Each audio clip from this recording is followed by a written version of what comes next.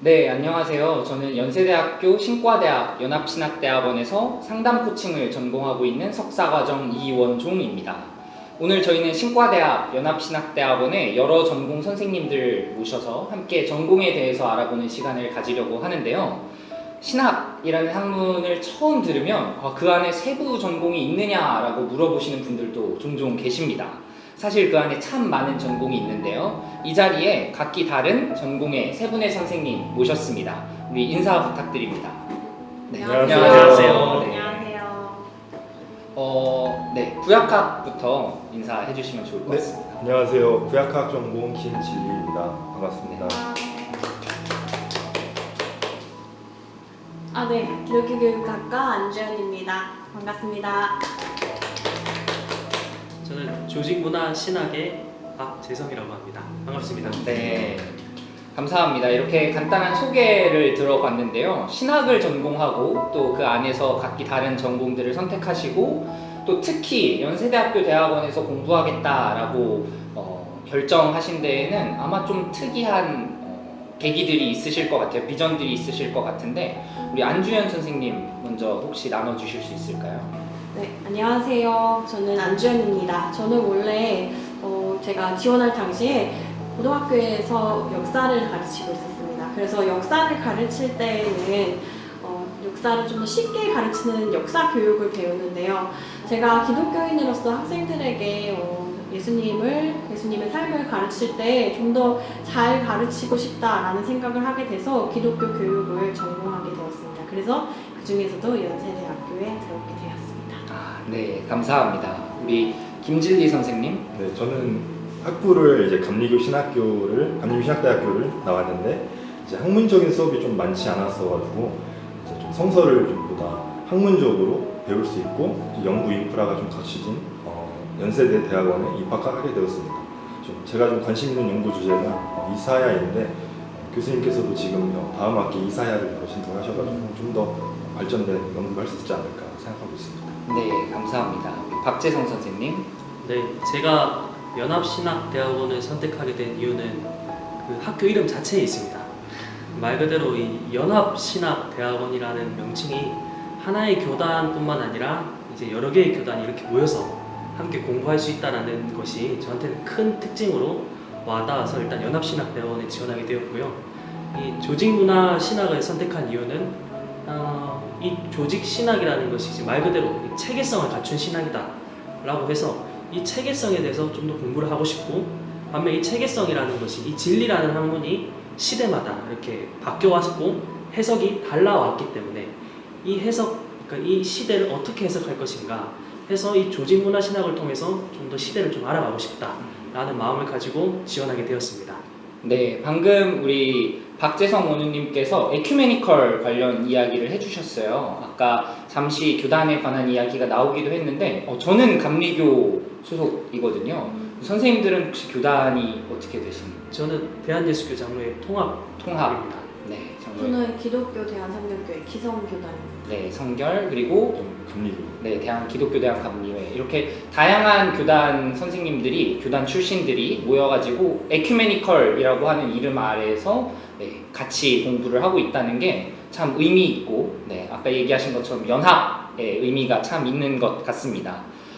네, 지금 이 자리에서 성서학에서 구약학, 그 다음에 조직문화신학, 실천신학에서는 기독교교육학, 그리고 상담코칭 이렇게 4가지 전공을 소개를 하고 있는데요. 각 전공들이 어떤 것을 공부하는지 참 궁금합니다. 간단하게 전공에 대한 소개, 그리고 특히 연세대학교 신학이, 연세신학이 어떤 것에 집중해서 요즘 학풍을 이끌어 나가고 있는지 나눠주시면 좋을 것 같은데요. 우리 구약학 김진리 선생님 먼저 좀 얘기해주세요. 저희 지도 교수님께서 좀 최근 관심 있게 보고 있는 주제가 정체성입니다. 그래서 유다와 이스라엘의 관계, 남북 관계를 이야기할 수 있는데 구약 성서에 나타나는 북이스라엘과 남유다의 관계를 좀 더 명확하게 이해하기 위한 연구라고 생각하시면 될 것 같습니다. 그래서 저희 수업에서는 성서에 나온 이스라엘의 문제에 대한 부분을 좀 다각도로 조명하고 나만의 관심사를 또 따로 발견하고 그것을 이제 교수님과 토의를 하면서 해결할 수 있도록 하는 게 지금 구약 수업의 목적이 되겠고요. 저는 1년 반 동안 홍 교수님과 여러 강사님들로부터 이제 구약성서의 다양한 학문적 연구, 그리고 여러 선진학자들의 견해들을 읽고 듣고 배울 수 있었습니다. 그래서 이제 그런 수업에 대한 부분들을 내 생각과 비교하여 비평적 시각을 좀 더 키울 수 있었고, 그래서 결과적으로 학기 말 페이퍼를 쓸 때 저만의 가설을 세우고 글의 구조도 세우고 그리고 논리의 흐름을 이끌어가는 훈련을 했습니다. 이렇게 될 수 있을 것 같습니다. 네, 성서학에서는 기본적으로 성경, 성서라고 하는 텍스트를 가지고 그걸 또 바라보는 시각에 따라서 또 달라지잖아요. 해석학에 관한 부분일 것 같은데 또 관련해서 우리 조직문화신학에서도 할 얘기가 있으실 것 같아요. 네. 우리 박재성 선생님. 저희 조직문화신학 말 그대로 일단 조직신학이 먼저 기본이 됩니다. 학문은 항상 이제 다양할 수밖에 없는데 그 다양한 가지들의 뿌리, 이 근원을 찾아서 근원을 통해서 체계성을 만들고 그 체계성 속에서 여러 가지의 이 열매, 가지들을 뻗쳐나가게 하는 게 조직문화 신학인데요. 그렇기 때문에 저희들은 이 체계성에 대한 아주 논리성을 아주 강조를 합니다. 그래서 어떻게 신이 논리적으로 이해할 수 있냐라는 질문을 많이들 하실 텐데요. 네, 할 수 없습니다. 그런데 그럼에도 불구하고 인간이 할 수 있는 노력은 최선을 다해서 하나님을 좀 더 알아가는데 힘쓰자라는 차원에서 저희는 그렇게 체계성을 가지고 논리적으로 공부를 접근하고 있습니다.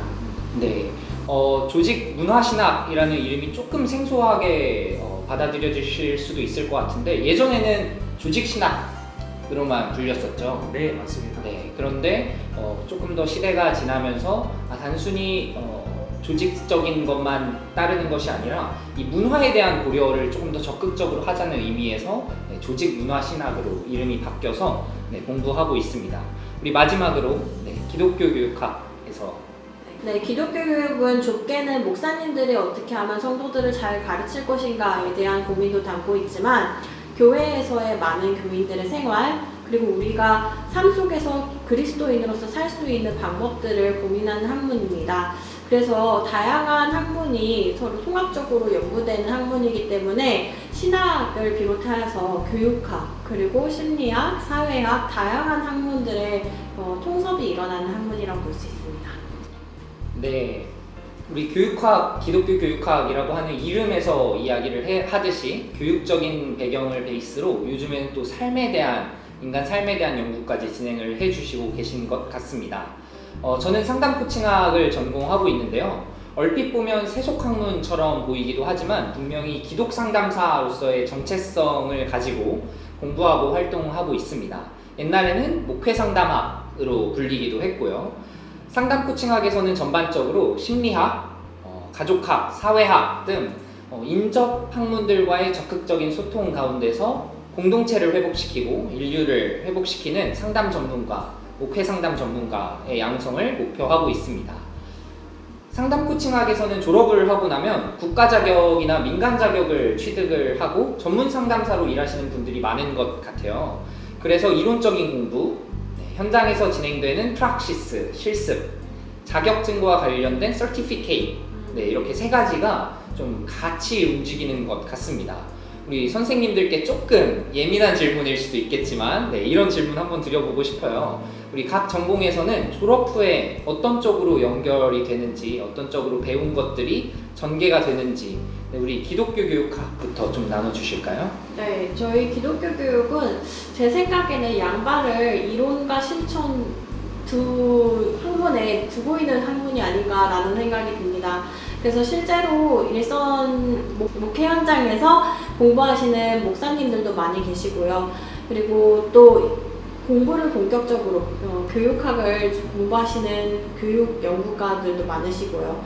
그래서 두 가지를 다 공부하는 그런 학문이라고 생각합니다. 네, 이론적인 부분 그리고 실천적인 부분 두 쪽으로 나갈 수 있고 사실은 둘 다 같이 겸해서 가야 되는 학문인 것 같습니다. 그렇죠. 네, 우리 구약학 소개해 주실까요? 구약학 전공 선생님들의 경우는 이제 학문적으로 좀 공부를 하다 보니까 이제 박사과정에 진학하는 분 계시고 유학을 가셔서 박사과정을 전공하시는 분 계십니다. 그리고 또 한편 목회를 다시 현장에서 하시려고 하는 분들도 계십니다. 이렇게 두 부분을 두 파트로 해서 이제 하는 것 같습니다. 네, 여기서 그러면 좀 개인적인 질문인데, 네, 우리 눈을 질끈 감으셨는데, 우리 김진리 원우님께서는 혹시 개인적인 비전이 어떻게 되시는지? 개인적인 바람으로는 네. 장소망으로는 좀 더 여기서 하는 공부를 이제 미국에서 좀 더 발전시키면 좋지 않을까라는 소망을 가지고 있습니다. 네, 교수님이 아마 이 얘기를 들으시면서 흐뭇한 미소를 짓고 있지 않을까 생각이 듭니다. 네, 우리 조직신학 이야기 한번 해주시죠. 조직문화신학에서는 주로 졸업하면 어떤 것을 한다 라는 소리를 너무 다양하게 들었습니다. 너무 진리의 학문을 최선을 다해서 진리를 발견하셨는지 자유롭게 여러 가지의 직업을 가지시는 분들 많이 봤습니다. 농담이고요. 대체로 그 체계성을 갖춰서 다른 학문으로 가시는 분도 있고, 그렇지 않고 그것을 좀 더 발전시켜서 내가 어떻게 하면 이 시대의 이 기독교를 한번 정리해볼까 혹은 정의해볼까 라고 하면서 이렇게 신학도의 길을 계속 가며 학자의 길로 가시는 분들도 있고, 그렇지 않고 그것을 통해서 자기 목회 철학을 또 이렇게 정립을 해서 목회 현장으로 나가시는 목사님들을 많이 봤습니다. 네, 조직문화 신학이 아마 가장 중요한 신학의 뿌리가 되지 않을까라는 생각이 저는 늘 가지고 있습니다. 조직이 네. 그 회사 조직 폭력 때문에 할 때 그 조직인가요? 조직 신학할 때 그 조직은 네. 그 조직이 아니라 네. 이 시스테믹 테올로지라고 해서 이 체계성, 논리성을 얘기하는 조직입니다. 뭔가 상사 있고 하사 있고 넌 내 말 들어 이런 구조가 있는 것이 아니라 오히려 이 체계성의 학문을 통해서 오히려 이걸 없애버리자라는 얘기를 하는 학문이죠. 전혀 다른 사실을 알아주셨으면 좋겠습니다. 네, 사실 우리가 전공의 이름을 들으면 유추하는 부분들이 있잖아요. 이제 교육학 같은 경우는 기독교 교육을 하는구나. 상담학은 기독교적인 상담을 하는구나. 구약학 신약학은 구약 신약을 공부하는구나. 이렇게 쉽게 유추를 하실 텐데 조직문화신학은 유추하기가 사실 조금 어려울 수도 있을 것 같아요. 그래서 그런 좋은 질문을 해주신 것 같습니다.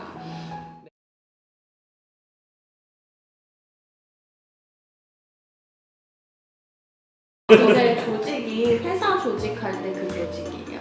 잠시만요. 그거 알아봐야 됩니다. 모르고 아는 척했다는 큰일 납니다. 구약 신약이구나. 조직 신학은 약간 애매한 이렇게 말하면 다시 손 교수님 들으셨죠? 피드백 들어옵니다. 조직문화. 이거